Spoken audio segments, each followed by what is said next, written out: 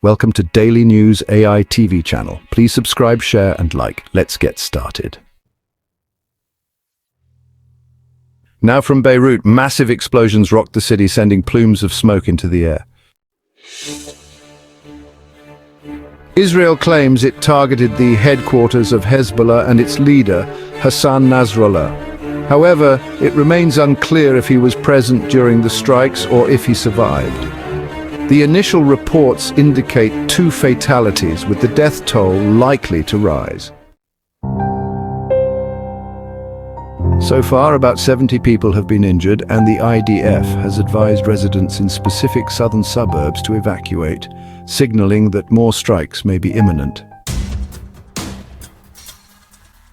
Iran, a supporter of Hezbollah, has condemned the attack, calling it a dangerous escalation. We'll hear from our international editor, Jeremy Bowen, shortly about the implications for regional tensions. First, Hugo Basher reports from the vicinity of the attacks. The conflict with Hezbollah is intensifying in its stronghold of Dahir, marked by powerful explosions and chaos in the streets. The devastation resembles scenes from Gaza, but amid the destruction, there is relief as 2 children were rescued from the rubble. Supporters of Hezbollah and Iranian officials have labeled this strike a significant escalation. Israel has targeted the core of Hezbollah's operations, executing a precise strike on a headquarters built beneath residential buildings, a tactic that effectively uses civilians as human shields. This headquarters was likely aimed at Hassan Nasrallah, who was last seen a week ago. While Israel is verifying his status, Hezbollah and Iranian officials deny reports of his death.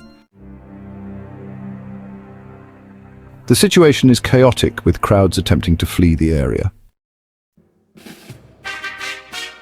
Just before the attack, I concluded a speech at the UN emphasizing Israel's desire for peace, but stating a necessity to confront its adversaries. In retaliation, Hezbollah launched dozens of rockets into northern Israel, hitting a building in Sfat.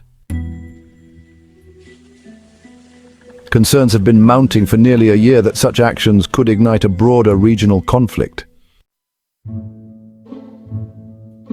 The 2 pressing questions tonight are whether Nasrallah is still alive and if the Middle East is on the brink of war.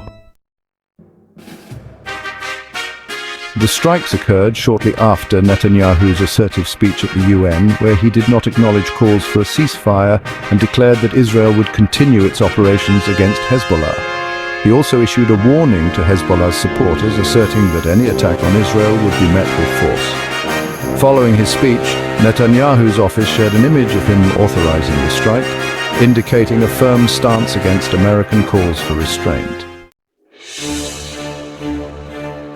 President Biden has stated that the U.S. had no prior knowledge of the attack and expressed concerns over escalating tensions. Meanwhile, American officials have suggested a choice between diplomatic engagement or further conflict, yet it appears that Israel is not heeding these warnings. Now to Jeremy Bowen, what could be the implications moving forward?